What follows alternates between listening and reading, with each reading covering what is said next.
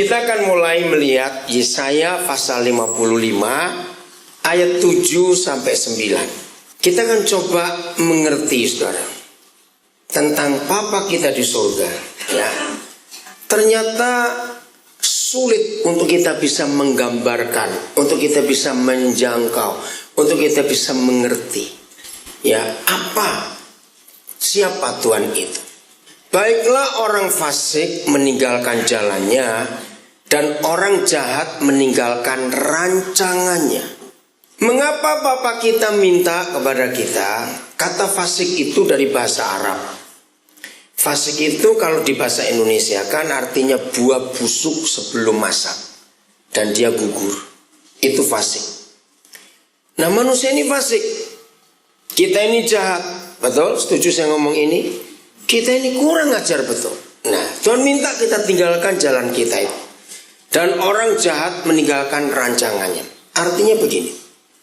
Tidak ada dosa yang datang dengan tiba-tiba tanpa rencana. Setuju saya ngomong ini, saudara? Enggak ada. Semua dosa itu pasti ada pendahuluannya.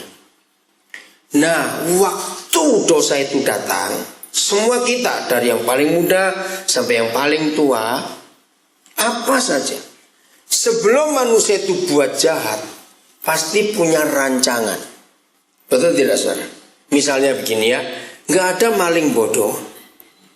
Ketika satu hari dia lewat depan rumah orang ya, rumah itu kosong, langsung masuk, gak ada maling seperti itu. Dia akan buat apa dulu? Buat rencana dulu. Nah, ketika rencana itu muncul dari si jahat di otak kita, di hati kita, cepat tinggalkan. Jangan diikuti. Jadi di sini kita belajar sebetulnya nggak ada orang berdosa dengan tiba-tiba. Itu nggak ada. Pasti ada rancangan. Nah, sekarang tergantung pilihan kita. Mau kita tinggalkan atau kita lanjutkan. Kalau saudara baca Kejadian pasal yang keempat, ketika Kain akan membunuh Habel, apa yang Tuhan katakan? Kain, kamu harus menang atas kejahatan itu. Dosa itu sudah mengintip di depan pintu. Masih ingatnya kata itu? Nah, artinya Kain bisa menang. Cuma dia gak mau dengar apa yang Tuhan katakan kepada dia. Dia tetap melanjutkan. Kita lanjutkan. Baiklah ia kembali kepada Bapa di surga, maka dia, yaitu Bapa kita, akan mengasihani kita. Kalau kita meninggalkan kefasikan kita, kita menggagalkan rencana jahat kita, maka dia akan mengasihi kita. Dan kepada Tuhan kita, sebab dia memberi apa? Pengampunan dengan limpahnya. Ayo kita jujur. Bisa nggak secara wajar manusia memberi pengampunan pada sesamanya dengan limpahnya? Nggak bisa. Berarti kita lebih hebat dari Tuhan dong. Tuhan aja bisa memberi pengampunan dengan limpahnya. Masa kita nggak bisa? Harusnya bisa. Ayat 8. Sebab rancanganku bukanlah rancanganmu. Apa kata lain rancangan?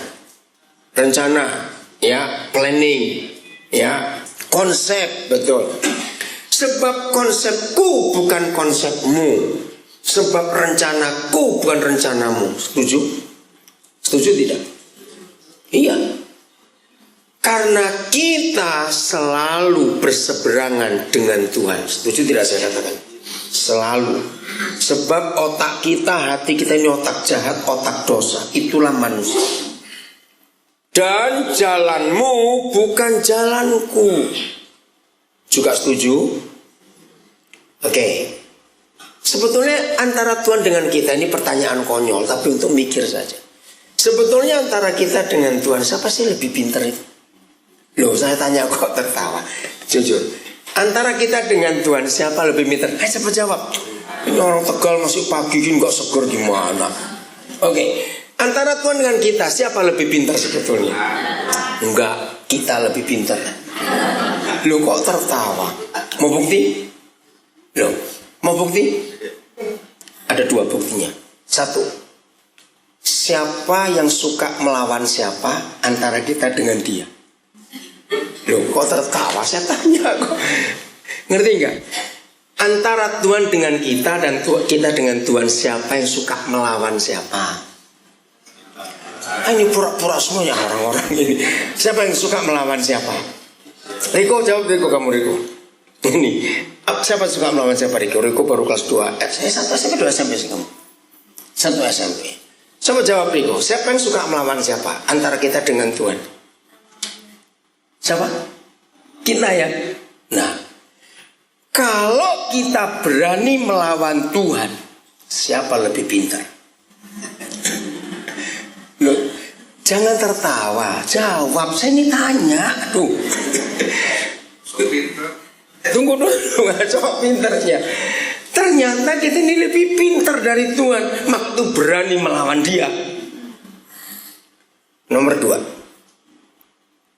antara kita dengan Tuhan, siapa yang lebih tahu siapa? Loh, tertawa lagi saya ini.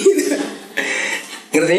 Antara Tuhan dengan kita dan kita dengan Tuhan, siapa yang lebih tahu? Saya nggak tanya kenal dulu, beda.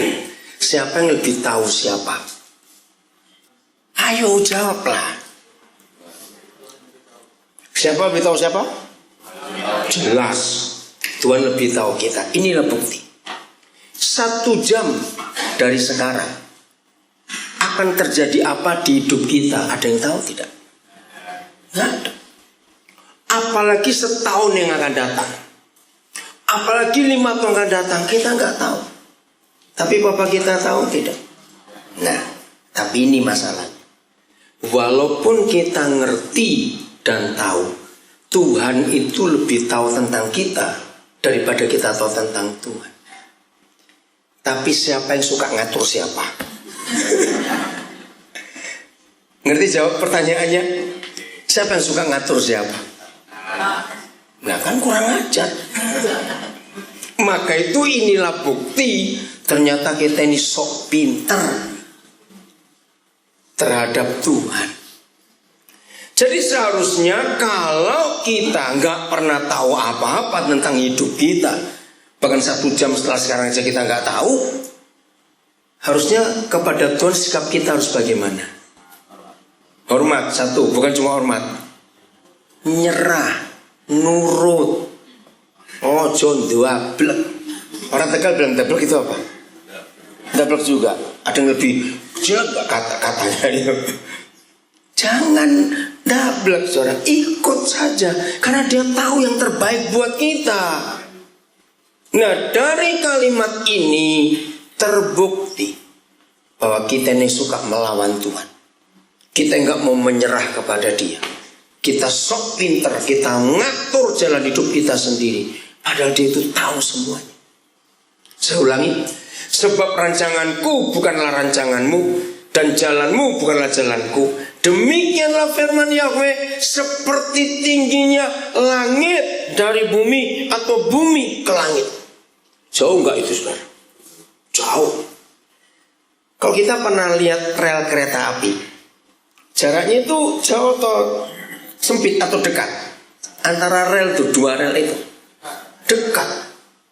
Tapi bisa ketemu enggak? Oh, itu bisa nyambung ini. Kalau enggak nyambung ini bukan rel kereta api, namanya tusuk sate loh. Betul?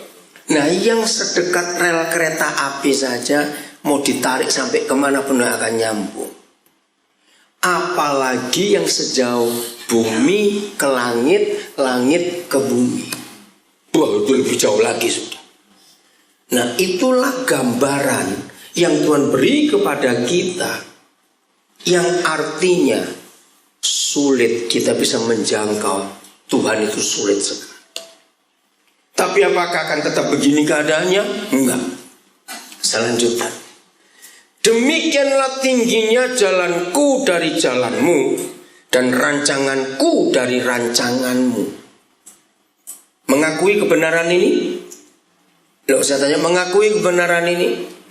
Maka itu mulai hari ini, jangan buat planning apa-apa, jangan buat rencana apa-apa sebelum Papa kita beritahu kita dulu tentang apa. Setelah Dia memberitahu kita apa yang harus kita buat, baru buatlah rencana. Kalau dia belum tunjukkan apa-apa, jangan buat rencana. Di seluruh Alkitab, itulah konsep yang dipakai oleh saudara-saudara kita. Mulai dari zaman Nuh, dia itu orang hebat. Ingat zaman Nuh? Sampai zaman Nuh, belum pernah ada hujan di bumi. Ini luar biasa. Lalu hidupnya bagaimana? Tumbuh-tumbuhan dan manusia. Nah, karena waktu itu di atas atmosfer kita ada satu lapisan lagi, namanya lapisan air. Nah, lapisan air itu yang ada di Kejadian pasal 1, begini firman-Nya, maka dia memisahkan air yang di bawah dan air yang di atas. Pernah baca nggak ayat itu? Jadi ada air yang di daratan, di bumi ada air yang di atas. Nah, air yang di atas itu yang menjaga suhu bumi itu sama, sejuk. Jadi sebelum banjir besar pada zaman Nuh, bumi kita ini satu iklim, sejuk. Semua tumbuhan gak perlu hujan karena ada embun. Sinar ungu dari matahari itu gak masuk ke bumi, gak masuk. Salah satu bukti sains atau ilmu pengetahuan yang paling hebat adalah sebelum banjir besar itu Nuh sudah meres anggur, tapi gak pernah beragi, gak ada fermentasi. Tapi mengapa setelah air bah selesai Nuh meres anggur kaget, jadi mabok? Nah, itu karena sinar ungu matahari. Pelan-pelan ya. Nah, waktu Tuhan marah kepada manusia karena kejahatannya, maka air yang di atas ditumpahkan semua ke bumi. Bukan cuma hujan, banjir besar. Nah, disitulah benua ini terpisah. Dulu benua itu jadi satu, nyambung. Dan itu dibuktikan oleh para ahli. Maka itu contohnya, kenapa ada orang Afrika di benua Afrika, kok ada orang Papua di Indonesia? Dari mana nyambungnya? Kenapa jenis-jenis binatang di benua Australia bisa sama dengan yang di Maluku dan yang di Papua? Itu nyambung. Sejarah nenek moyang manusia, orang Jawa sebagian besar, orang suku Indonesia kan dari Mongol turunnya. Dari mana mereka? Ini dulu satu daratan semua. Nah, waktu banjir besar itu berubah semua. Airnya terlalu banyak. Nah, ini yang kita pelajari. Nuh gak kenal hujan karena belum ada. Tiba-tiba papa berkata akan ada hujan. Kira-kira bingung gak kalau kita orang Tegal dikasih sesuatu yang belum ada? Kedua, buatlah kapal yang besar 7 tingkat. Ayo, pernah mikir gak? Zaman itu jangan lagi kapal, getek. Orang Tegal bilang getek, tahu gak? Rakit. Itu belum dipakai orang. Jadi pada zaman itu transportasi air belum ada. Kalau getek atau rakit aja tidak ada, perahu juga belum ada. Tiba-tiba Tuhan berfirman, buat kapal yang 7 tingkat begini. Dan saya tanya aja kepada saudara, kalau kita ini Nuh, kira-kira nurut atau enggak? Belum ada alat-alat sekap, gergaji, belum ada lem, belum ada paku. Ayo bayangkan itu. Jawab nurut enggak? Belum tentu, iya. Oke, belum tentu. Oke, kita tinggalkan dulu. Masa Nuh lewat Abram. Ya. Coba lihat dulu Kejadian 12 ayat 1. Ini luar biasa, saudara. Kejadian 12 ayat 1. Hari ini kita belajar kebenaran. Berfirmanlah Yahweh kepada Abram, pergilah dari negerimu dan dari sanak saudaramu dan dari rumah bapamu ini ke negeri yang akan kutunjukkan kepadamu. Saya ada 2 pertanyaan. Yang pertama, ketika papa kita di surga berfirman ini kepada Abram, Abram itu sudah percaya Tuhan atau belum? Ayo jawab, salah gak apa-apa. Abram sudah percaya Tuhan atau belum? Belum. Karena Yosua menulis dalam Yosua 24, ketika nenek moyang kita dipanggil dari seberang sungai Efrat di tanah Uz, dia itu penyembah berhala. Dan ini yang buat saya heran, kaget. Bagaimana seorang yang belum pernah kenal suara yang ngajak dia bicara, bahkan suruh pergi, itu bisa nurut. Begini contohnya.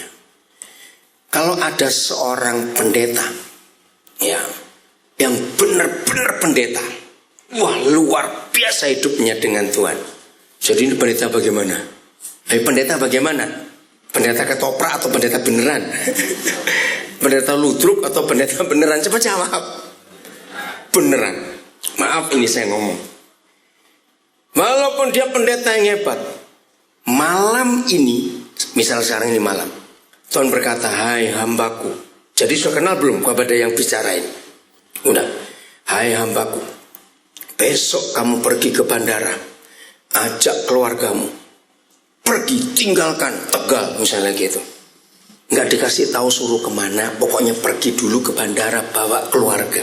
Saya tanya, sependeta-pendetanya seorang pendeta berangkat atau mikir? Loh betul tidak saudara? Kalau disuruh pergi dan tahu tujuannya masih mending. Pokoknya pergi, Bram. Ajak keluargamu. Kemana nggak diberitahu. Oke, cukup doa saudara kita dulu, Nuh dan Abram ini. Setelah kita baca Yesaya 55 tadi, ayat 8 khususnya, lalu kita bandingkan dengan Nuh dan Abram. Kira-kira Nuh dan Abram mentaati enggak bahwa rancanganmu dan rancanganku, jalanku dan jalanmu itu jauh sekali? Betul begitu? Nuh pusing. Apa itu hujan? Belum pernah ada. Apa itu kapal? Belum pernah ada. Saudara, tapi Nuh nurut. Abram enggak kenal lagi. Dia masih penyembah berhala. Nah, maka itu kepada Abram, Bapa di surga sangat respect karena nurutnya itu loh. Yang datang kemarin malam, masih ingat firman kita pelajari bagaimana Roh Kudus itu mau bermitra dengan kita. Dan dia akan bawa kita untuk bisa mengenal Tuhan kita sedalam-dalamnya. Terus ada dua orang tanya kepada saya, apa syaratnya untuk Roh Kudus bermitra kepada kita, sehingga kita dua, antara kita dengan Roh Kudus dan Roh Kudus dengan kita, itu bisa kerjasama. Saya jawab cuma satu, nurut, taat. Ternyata nggak puas. Masa cuma itu saja? Nggak ada kriteria lain, nomor sekian gitu. Bilang nggak ada. Kunci Roh Kudus bisa bekerja sama dengan kita bukan doa puasa, bukan doa sekian jam sehari, bukan hafal ayat Alkitab, bukan karena memberi persembahan, tidak, karena nurut.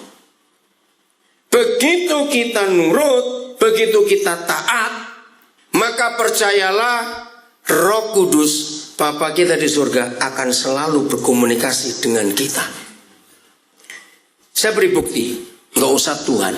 Kalau ada manajer di sini, kalau ada pimpinan-pimpinan, entah pimpinan perusahaan, pimpinan kelompok, pimpinan sekolah, pimpinan apa saja, ya, saudara akan lebih suka bicara kepada anak buah yang model mana? Satu, diajak ngomong, iya, tapi nggak melakukan.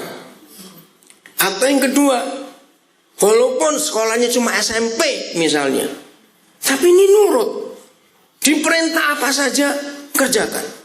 Saudara milih yang mana? Untuk selalu bicara. Yang kedua dong. Nah, seperti itu Roh Kudus. Lalu saya cerita, maaf saya cuma cerita, yang kenal saya pasti tahu. Suatu hari Roh Kudus bicara kepada saya, maaf, saya taat untuk beli rumah di sana, beli rumah. Kalau Tuhan suruh beli rumah, saya kan beli. Itu bukan uang saya, uangnya Tuhan kok, pusing. Nah, suatu kali saya sudah beli rumah, cukup lama saya tempati. Bukan saya sih, ada tim. Ya, saya selalu Ini beberapa hari ini saya lagi negosiasi akan kontrak rumah di Brebes. Harganya hampir jadi tapi belum putus. Nah, kenapa? Karena saya ingin memberi tumpangan. Satu, kepada orang-orang gak punya rumah. Dua, kepada orang-orang lulus dari penjara yang keluarganya sering gak bisa terima. Nah, suatu hari salah satu rumah yang pernah saya beli, Roh Kudus bicara kepada saya, kasih ke orang itu. Saya nggak pakai ngecek lagi, Tuhan tunggu ya saya doa puasa dulu. Nggak kesuwen saudara. Nggak perlu begitu kelamaan. Saya kasih. Tuhan yang nyuruh kok. Itu bukan rumah saya. Ngerti ya? Dan itu cara saya hidup saya. Papa saya bicara apa saja, saya akan nurut. Maka itu maaf saya berkata, gampang sekali saya itu mendengar dia bicara kepada saya. Harus begini, harus begitu. Jadi kuncinya cuma nurut. Nuh nurut, Abraham nurut. Nah, Abraham ini pribadi yang luar biasa, yang bisa membuat Tuhan itu sampai sungkan kalau Tuhan gak ngomong pada dia. Hebat gak kalau begitu? Oke, saya buktikan. Kejadian 18 ayat 16. Hari ini saudara-saudara, orang-orang Tegal harus bisa membuat Tuhan sungkan kepada saudara. Keren gak? Loh, saya tanya kok, keren gak? Sangat keren. Oke? Lalu berangkatlah orang-orang itu dari situ.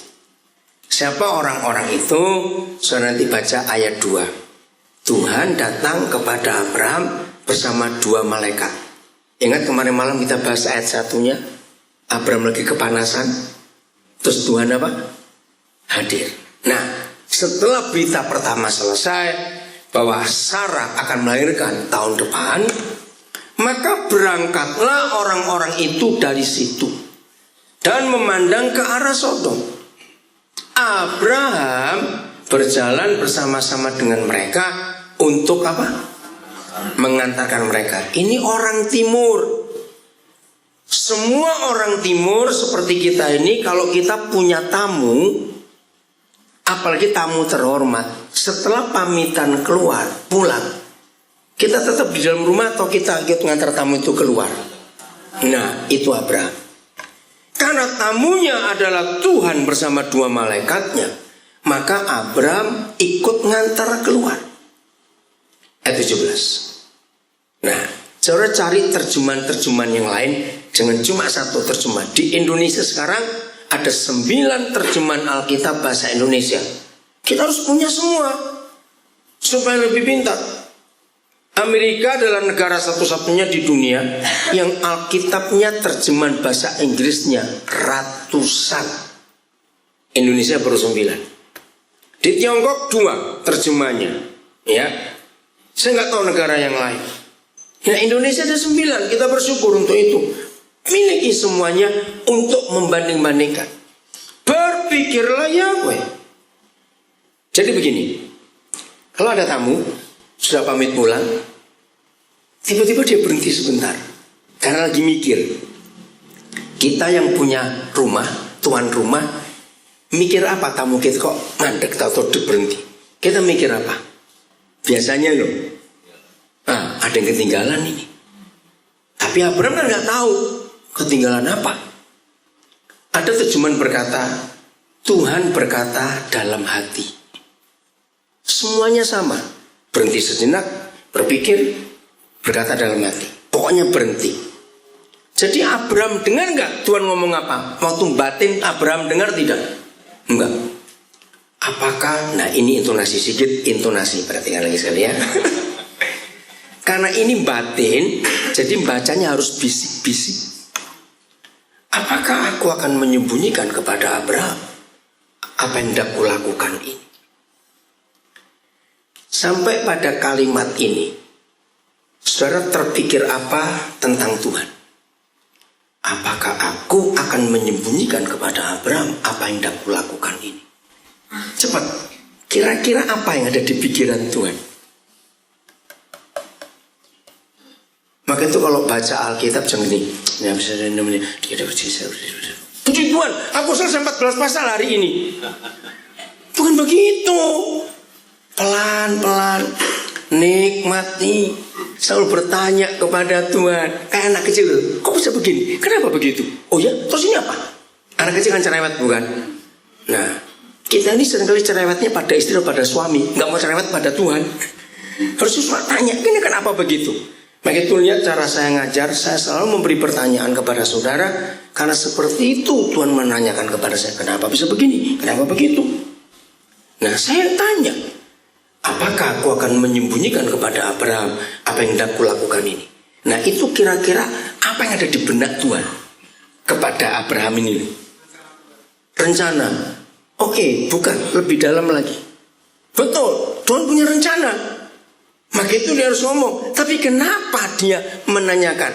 Dalam tata bahasa ini kalimat yang disebut pertanyaan yang gak perlu jawaban. Apakah? Itu kan tanya. Apakah aku akan menyembunyikan kepada Abraham apa yang hendak kulakukan ini? Nah, intinya itu apa? Apa yang ada di benak Tuhan? Kok sampai ngomong begitu batin begitu itu apa? Kalau saudara belum jawab saya gak bisa terus. Pasti kecantol di sini, gak akan ngerti selanjutnya.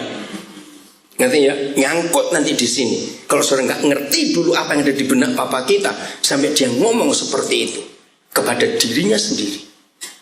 Betul, ada rencana, tapi bukan itu yang saya maksud. Karena dia sahabatnya, bukan juga kekelamaan.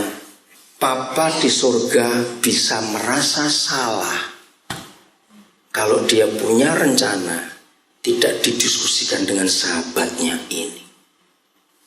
Betul tidak? Apakah aku akan menyembunyikan kepada Abraham apa yang hendak kulakukan ini? Lanjut ayat 18 sampai 20 nih.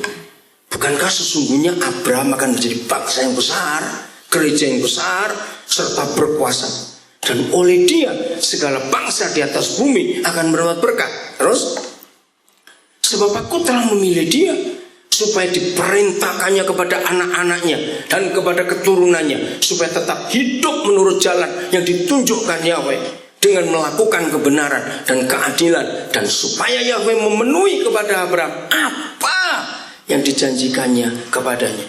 Ingat loh, Tuhan masih ngomong dalam hati. Betul tidak? Semua ditelan lagi oleh Tuhan. Jadi Tuhan diskusi dengan dirinya sendiri. Masa aku gak ngomong kepada sahabatku ini? Masa aku akan diam-diam saja? Bukankah Abraham ini begini begitu? Saya gak baca lagi. Saudara merasa gak Tuhan sungkan kepada Abraham kalau dia gak ngomong ini loh? Loh, saya tanya iya atau tidak? Itu yang saya kagum, saudara. Kok bisa-bisanya Tuhan sungkan kepada Abraham sehingga dia merasa bersalah? Oh, jadi Pakewu Riko. Terima kasih. Makasih. Dari kemarin saya ngomong itu enggak diralat. Terima kasih Pak Gembal. Oh, bahasa Tegal sungkan itu malas. Oh, jangan malas ya. Oke, saya lanjutkan. Kenapa? Apa yang terjadi di hidup Abraham sampai tentu Pakewo bahasa Jawa Tengah kepada Abraham? Siap hidup seorang buat Tuhan Pakewo? Merasa segan? Orang Sunda bilang apa? Ayo Sunda. Kalau nggak jawab Sunda palsu nih. Ayo Bandung. Apa ya? Apa? Titi, ayo coba Sunda, bahasa Sunda. Kagong. Jelek bener kagong. Oke, lanjut. Nah, ini masih diskusi dalam hati. 3 ayat ini 18, 19 sampai 19. Ya, oke. Ini masih dalam hati. Ayat 20 sekarang. Baru setelah dia diskusi dengan dirinya sendiri, sesudah itu, sesudah apa? Jangan bilang itu lagi, jangan. Sesudah apa? Diskusi, berunding, mikir, batin dengan dirinya sendiri. Berfirmanlah Yahweh. Baru dia ngomong, Bram, sesungguhnya banyak keluh kesah orang tentang Sodom. Nah, ini sudah berfirman. Jadi intonasi harus berubah. Begitu sesungguhnya banyak keluh kesah orang tentang Sodom dan Gomora, dan sesungguhnya sangat berat dosanya. Terus, ayo 21. Baiklah aku turun, Bram, untuk melihat apakah benar-benar mereka telah berkelakuan seperti keluh kesah orang yang telah sampai kepadaku atau tidak. Aku hendak mengetahuinya. Sudah selesai toh? Lalu berpalinglah. Coba gambarkan kepada saya dengan bahasa tubuh, kalau tamu kita sudah keluar dan habis ngomong dengan kita lalu berpaling, itu kira-kira ngadapnya kemana dengan kita? Ngerti ya? Ngadapnya kemana dengan kita? Membelakangi. Perhatikan baik-baik reaksi Abraham. Lalu berpalinglah orang-orang itu dari situ dan berjalan ke arah Sodom. Sudah, hadapnya balik, nggak ngadap ke rumah lagi, tapi ke arah tujuan. Lihat sikap Abraham. Tetapi, baca Abraham bagaimana?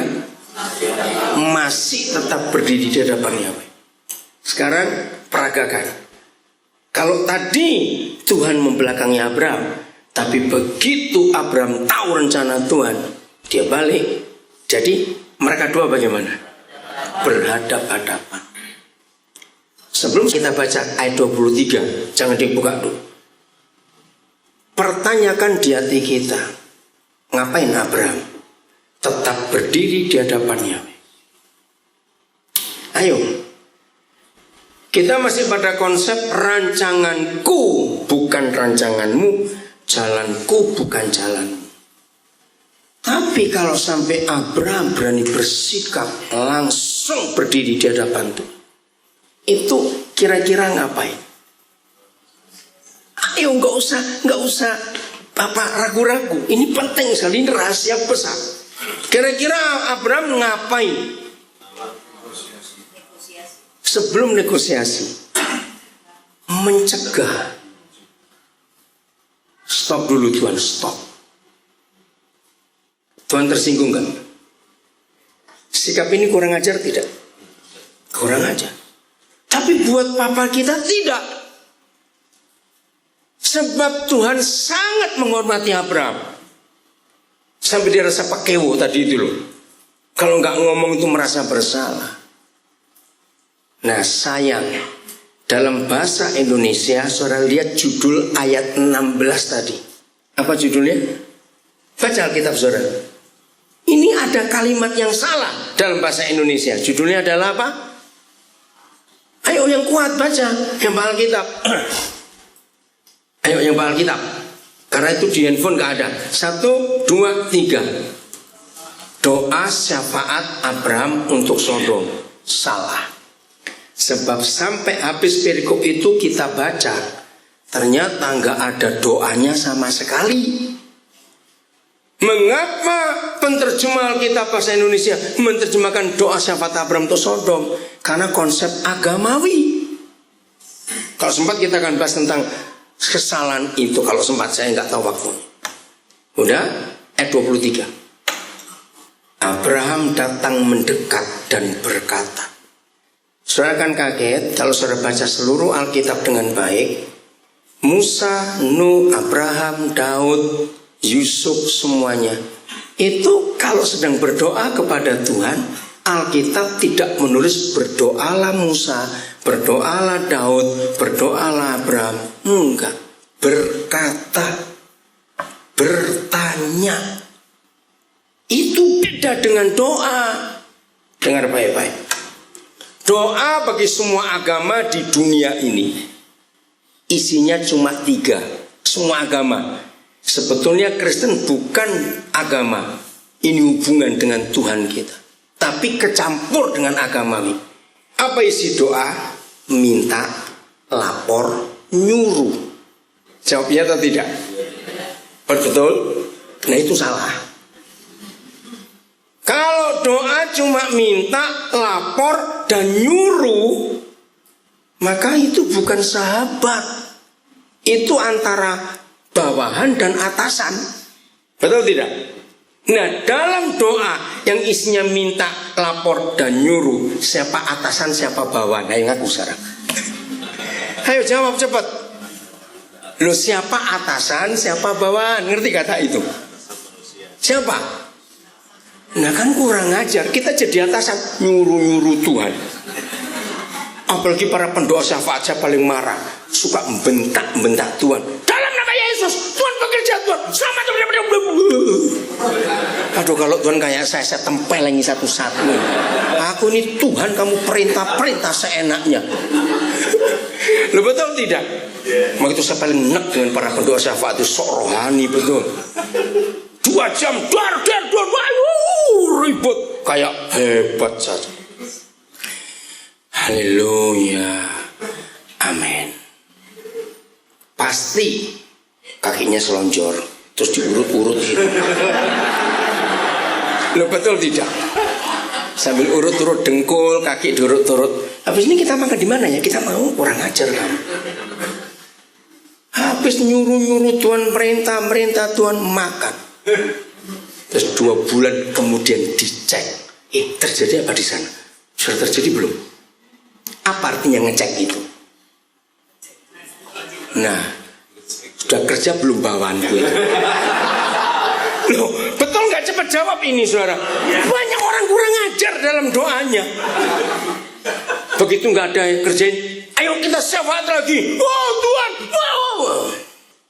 Maka kesimpulan saya, kepada pendoa syafaat seperti itu, Tuhan itu budek. Nggak mau dengar doa kita yang kurang ajar seperti itu. Setuju? Nah, lalu gimana kalau syafaat? Ini syafaat yang benar. Diskusi dengan Tuhan. Maka itu penerjemahannya salah. Doa syafaat untuk Sodom, doa syafaat Abraham untuk Sodom. Padahal enggak doa, diskusi. Saya ulangi. Abraham datang mendekat dan berkata, apakah engkau akan melenyapkan orang benar bersama-sama dengan orang fasik? Lanjut, diskusi.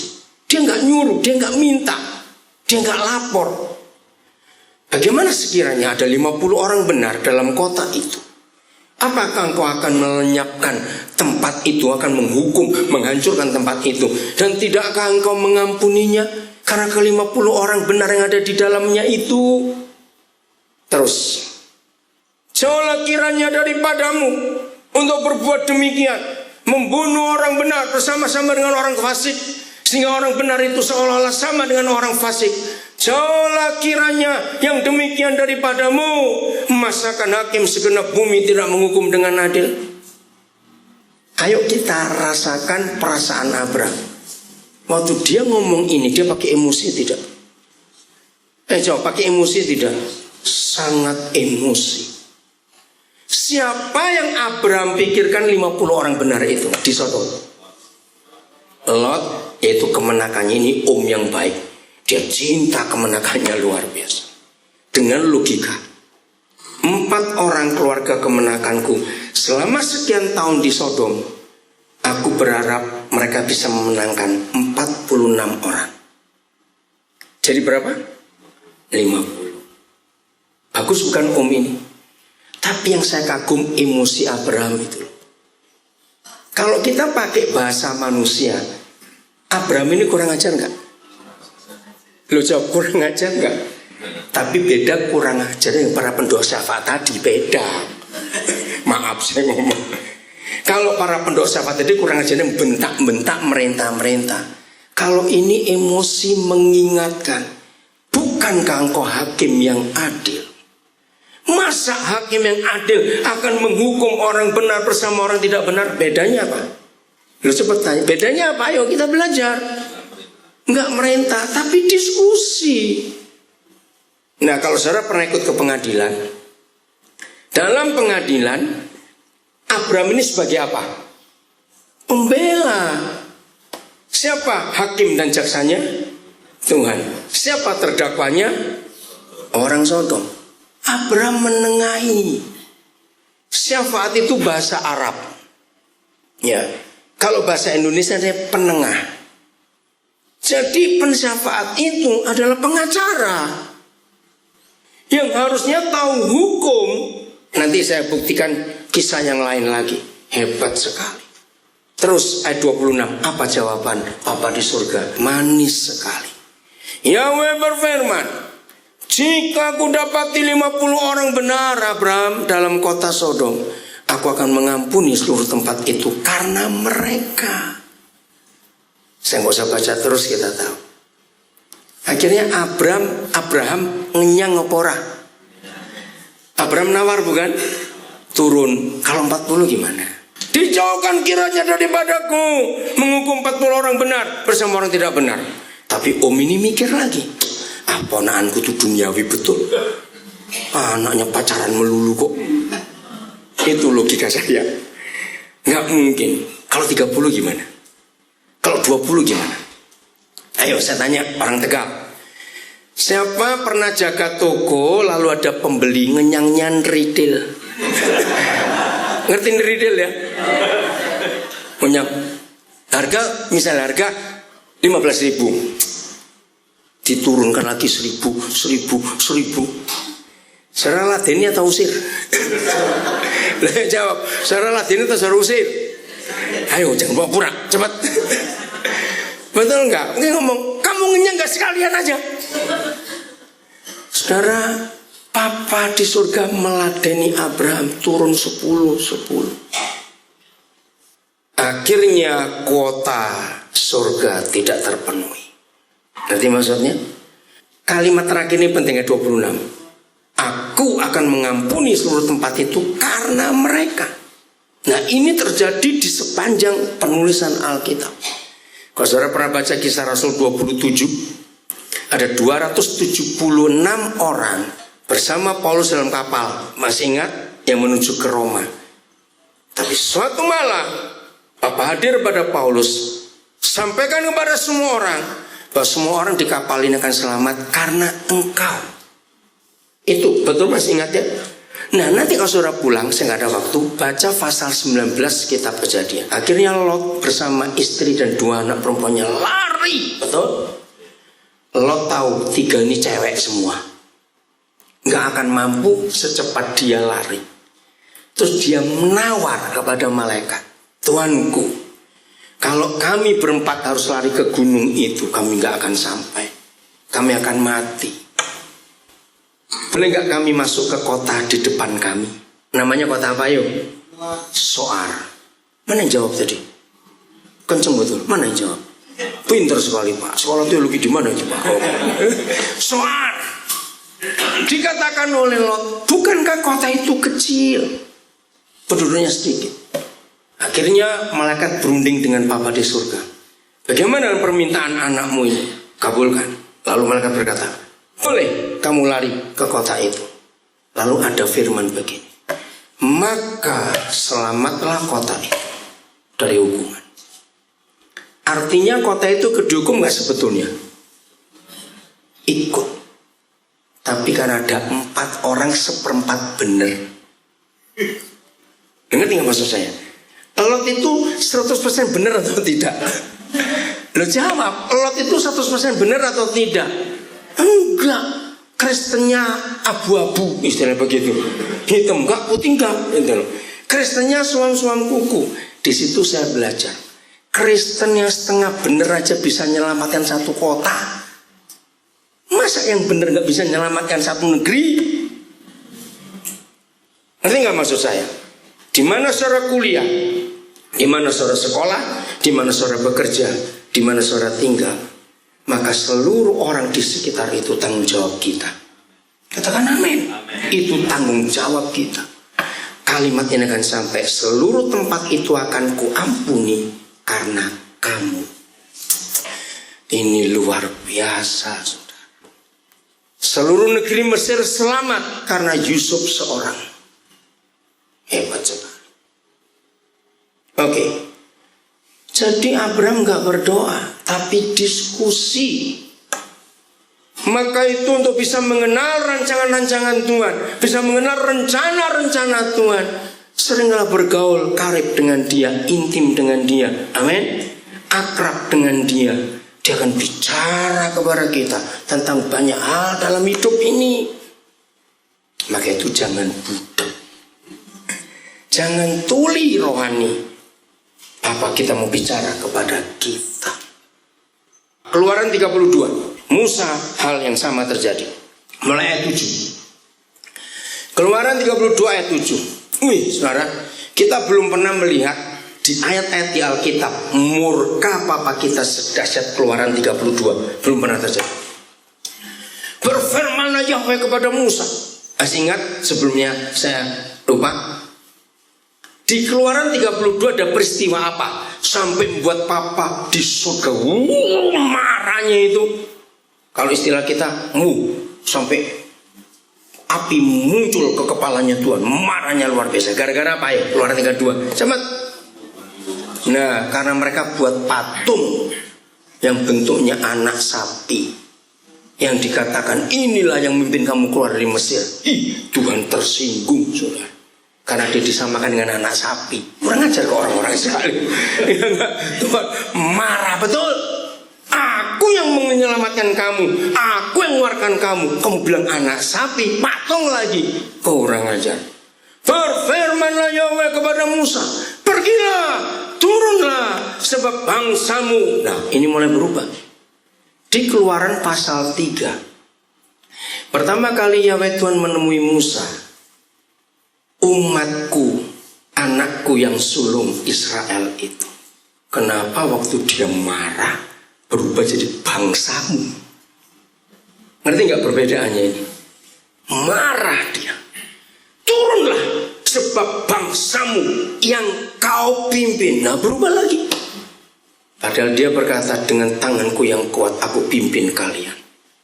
Berubah dengan yang kau pimpin. Keluar dari tanah Mesir, telah rusak kelakuannya. Terus segera juga mereka menyimpang dari jalan yang kuperintahkan kepada mereka. Ingat tadi Yesaya 55.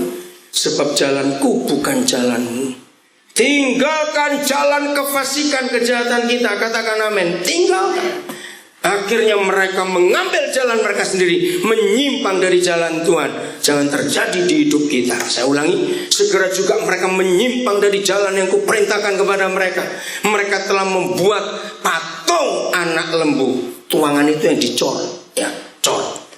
Dan kepadanya mereka sujud menyembah. Ini buat Tuhan marah. Dan mempersembahkan korban sambil berkata, hai Israel, inilah Allahmu, inilah dewamu yang telah menuntun engkau keluar dari tanah Mesir. Orang ajar betul.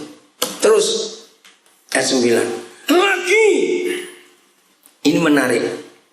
Saudara bayangkan kalau ada orang marah lagi emosi, nafas begitu kan. Nah, Tuhan tarik nafas dulu lagi. Nah, marah lagi dia. Lo ngerti gak cara belajar ini? Begitu cara kita belajar Alkitab. Ini gak ada sekolah teologi mana, gak ada teori begini. Ini hanya logika anak-anak bisa mengerti firman ini.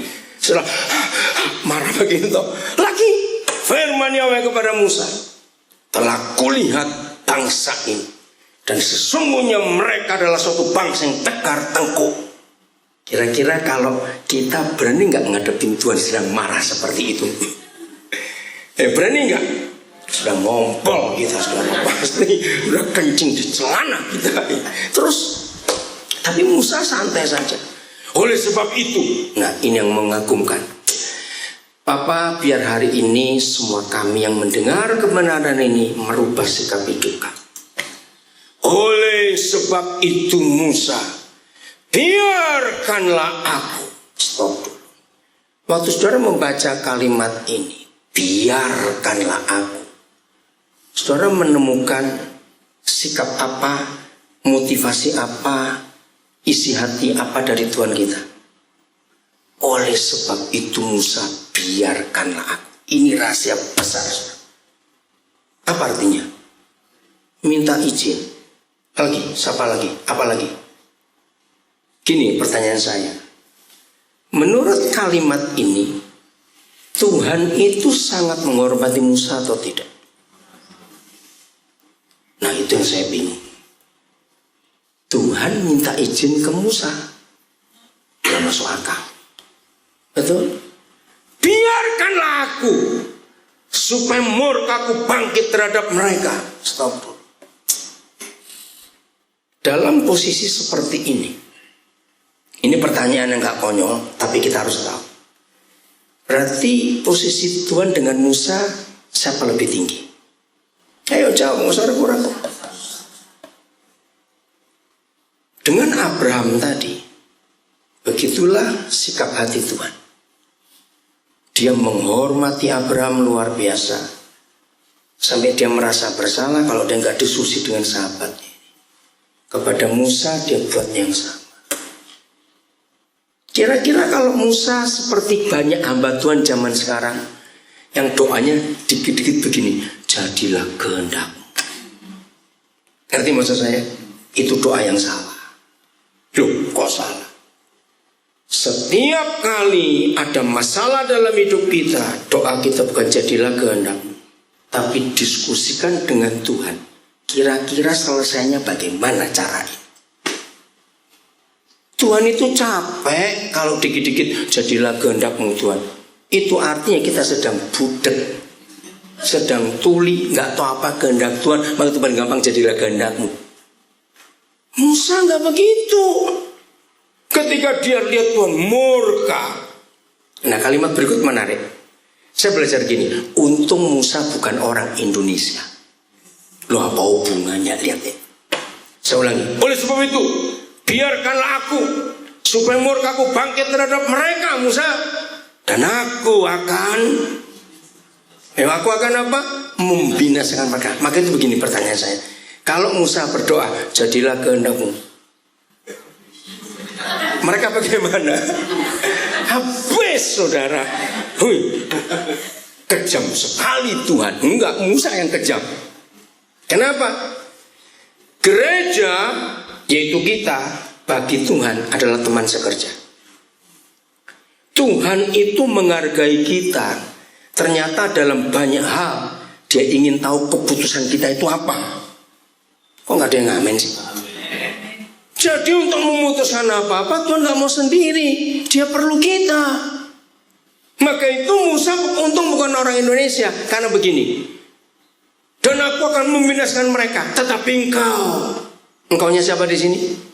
Ayo, engkaunya siapa? Musa. Akan ku buat menjadi bangsa yang besar. Ini tawaran yang hebat nggak? Lo cepat jawab, ini tawaran yang menggiurkan nggak? Betul? Nah, kalau Musa orang Indonesia yang suka aji-aji mumpung dapat kesempatan. Mumpung itu bahasa Indonesia agak sulit ya. Ya kesempatan ya. Apa? Selagi. Ya selagi. Terima kasih Kevin. Selagi ada kesempatan, mumpung. Puji Tuhan dia bukan orang Indonesia. Maka kalau dia orang Indonesia, Israel punah, maka muncullah bangsa baru namanya Musael. Lo kenapa? Lo kenapa kalau saya berani berkata muncul bangsa baru Musael? Cepat. Karena generasi baru dibuat dari Musa ya. Musael dong, anak-anak Musa kok. Ayo kita baca hal berikut. Jadi lagi sekali sama konsepnya. Ada di sebuah pengadilan, terdakwanya siapa? Terdakwanya. Ayo, terdakwanya siapa? Israel. Hakimnya siapa? Tuhan. Siapa pengacaranya? Nah, ini pengacara. Terus ayat 11. Kalimat pertama ini dahsyat sekali. Lalu Musa ngapain? Mencoba melunakkan hati yang sedang emosi dan marah itu. Tegal ini wali kota atau kabupaten? Kota ya, oke. Seandainya ada di antara saudara yang dekat betul dengan wali kotanya, bapak atau ibu? Ibu wali kota Tegal, dekat. Misal saudara teman TK, teman SD, teman SMP, teman terus. Dia dekat nggak? Dekat. Suatu hari ibu wali kota Tegal emosi. Sebab proyek APBD jembatan biaya daerah wali kota yang dibuat oleh satu kontraktor belum diresmikan, sapi 5 lewat ambruk. Misalnya, ngerti? Ibu wali kota berak marah tidak? Berak marah tidak? Coba jawab. Marah. Mana kontraktor? Saudara berani nepuk-nepuk pundak bu wali kota. Sabar bu, sabar. Ngerti nggak ilustrasi ini? Berani nggak? Enggak walaupun dekat. Tapi Musa berani. Musa mencoba melunakkan hati Yahweh Tuhannya dengan berkata, ini loh penting saudara. Doa syafaat harus kenal hukum supaya nggak asal jeplak cangkemi, tahu tak? Orang Tegal ngerti nggak? Mangap, tahu mangap? Orang Tegal buka mulut apa? Bilang apa? Mangap juga. Asal mangap cangkemmu. Betul, orang Tegal bilang mulut juga cangkem. Kalau lebih halus bilang, asal buka lambimu, nah itu masih halus. Asal dengan buka mulutmu terus nyerocos ke surga, waduh, ribut. Para pensyafaat itu adalah pengacara antara orang berdosa dengan hakim yang maha adil, dan kita di tengah-tengahnya. Musa menyampaikan hukum, nggak asal ngomong. Mengapakah Yahweh murkamu bangkit terhadap umatmu yang telah kau bawa? Padahal tadi Tuhan lagi marah, yang kau pimpin Musa. Masih ingat? Musa menolak. Enggak, bukan aku yang mimpin, engkau yang bawa. Saya ulangi, mengapa Yahweh murkamu bangkit terhadap umatmu yang telah kau bawa keluar dari tanah Mesir dengan kekuatan yang besar dan dengan tangan yang kuat. Terus ayat 12, mengapakah orang Mesir akan berkata, hei, saya terjemahkan bebas, hei lihat tuh, Tuhan Israel itu Tuhan yang bodoh. Dia nggak mampu memimpin bangsa sekian juta itu, maka itu dia binasakan mereka semua di padang gurun. Musa bisa melunakkan hati Tuhan dengan bahasa anak-anak. Jangan orang Mesir berkata, dia yang membawa mereka keluar dengan maksud menimpakan malapetaka kepada mereka dan membunuh mereka di gunung dan membinasakannya dari muka bumi. Ini logika anak-anak yang nggak didapat sekolah teologi manapun juga. Begini cara Musa. Siapa pernah bawa anak kecil, anak kita ke pasar atau ke mall atau ke toko, Toto minta mainan atau minta sesuatu, kita nggak kasih. Riko kamu dulu pada gitu, nggak dengerin dulu ya. Sana ini nangis, gosok-gosok kaki terus guling-guling. Pada tahu toh? Nah, kan gini cara kita. Malu kamu. Dilihat orang itu, dilihat orang, malu kamu, ngapain begitu? Ternyata Musa gitu kan Tuhan. Ya ampun, masa engkau gak malu Tuhan? Nanti orang Mesir ngomong apa itu? Loh betul tidak? Boleh gak saya pakai perasaan itu? Loh cepat jawab, boleh tidak? Maka itu kalau kita belajar Alkitab, aduh firman Tuhan ini luar biasa. Akhirnya Tuhan mikir juga. Nah kalimat ini, berbaliklah dari murkamu yang bernyala-nyala. Kata berbalik ini bahasa yang benar adalah bertobatlah Tuhan. Repent, oh Lord. Kurang ajar Musa, Tuhan suruh bertobat. Ini luar biasa saudara dalam hidup Musa dengan Tuhan. Seperti itu harusnya kita gereja dengan Tuhannya.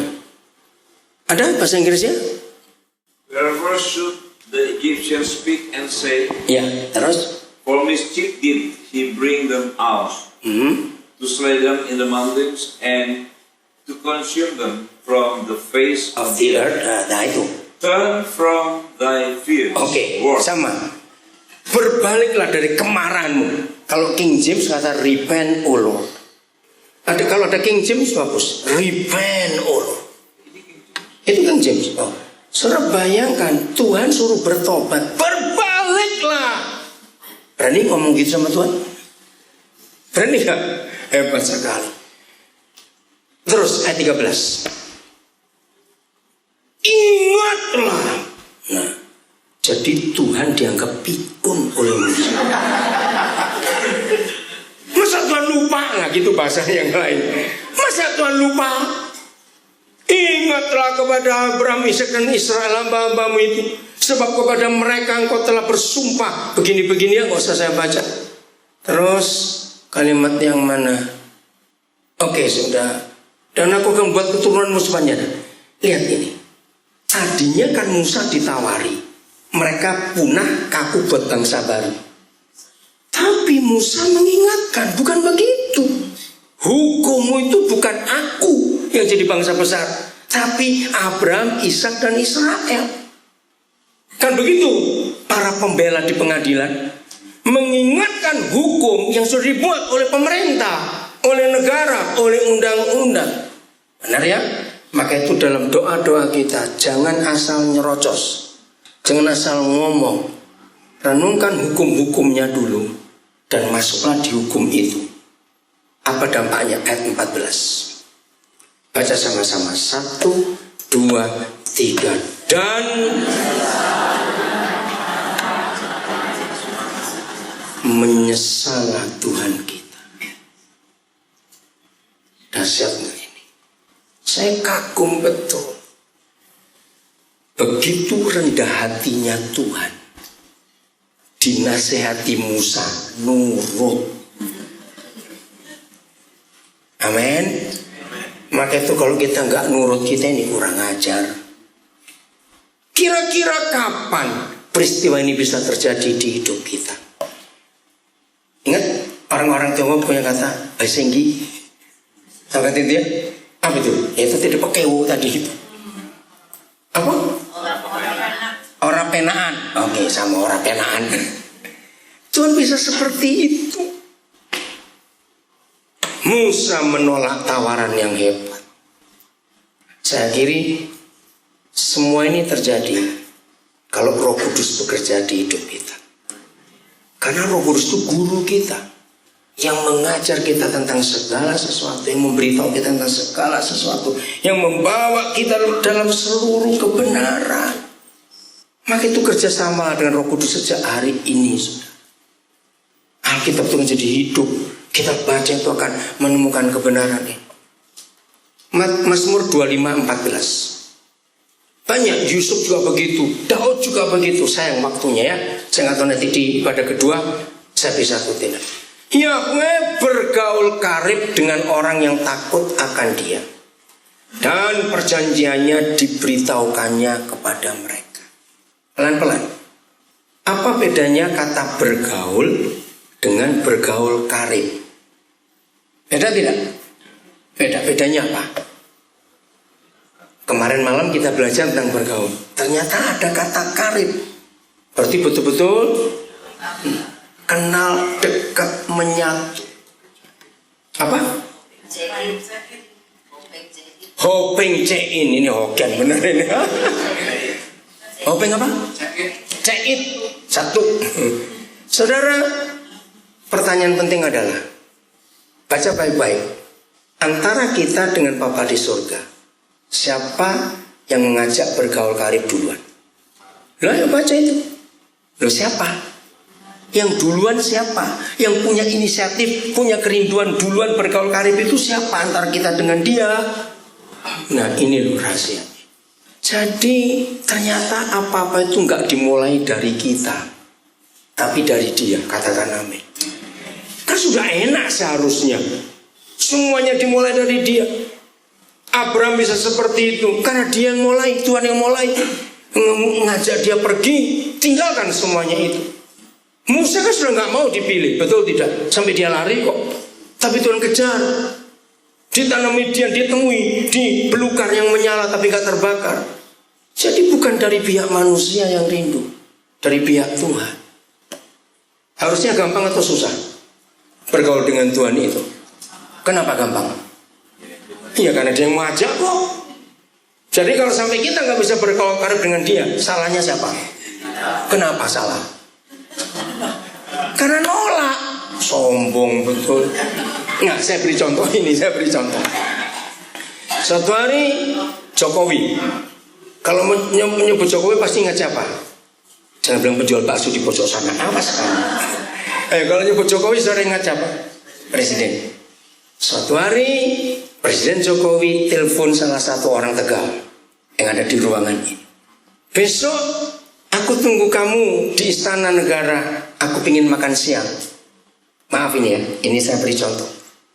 Tapi hari ini istri saudara sedang menunggu kelahiran di rumah sakit.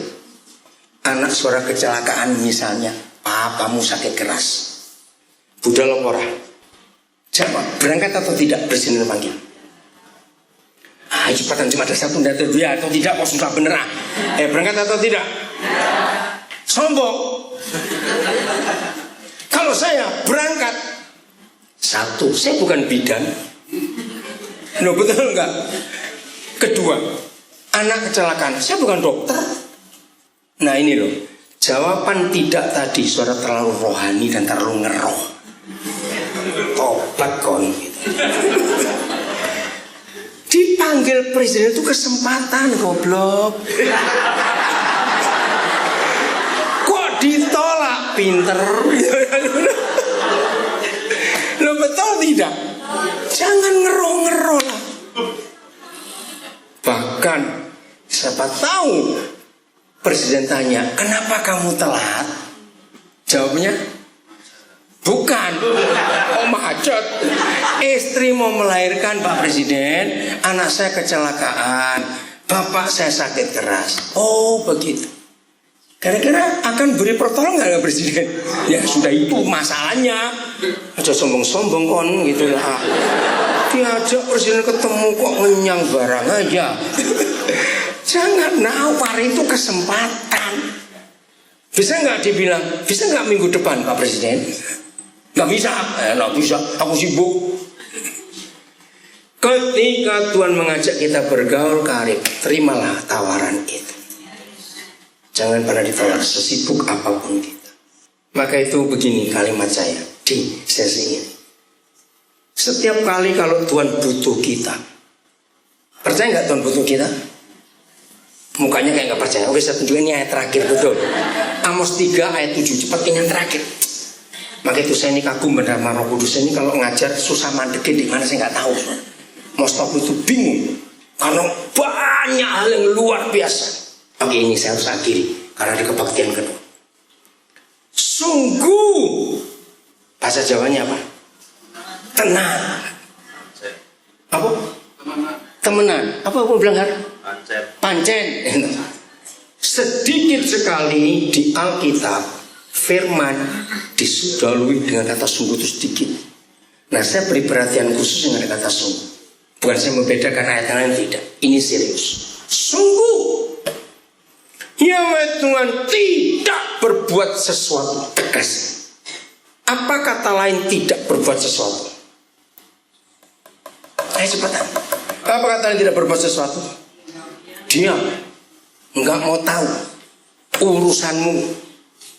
Ngeri saya lihat ayat ini. Mengapa Tuhan diam? Mengapa Papa kita nggak mau buat sesuatu? Tanpa menyatakan keputusannya kepada kita, gerejanya, hamba-hambanya. Para nabi nggak usah didiskusikan, karena itu masing-masing panggilan, tapi hamba-hamba.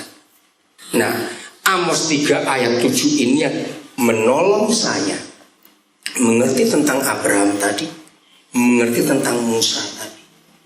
Ternyata semua keputusan Bapa di surga tidak akan terjadi kalau gerejanya nggak mau ngerti. Hebat bukan? Sungguh. Maka kesimpulannya, kalau setan masih merajalela, yang salah bukan Tuhan dan bukan setan. Yang salah kita. Rekan sekerja Tuhan nggak mau ngurusin itu. Kita sibuk dengan urusan kita sendiri. Maka itu kalau Tuhan minta sesuatu kepada saudara, ini kan minta bukan? Loh, betul tidak? Siapa yang minta siapa? Tuhan minta kita, ayo berunding. Aku punya rencana ini. Apa pendapatmu? Itu yang terjadi dengan Abraham, dengan Musa tadi.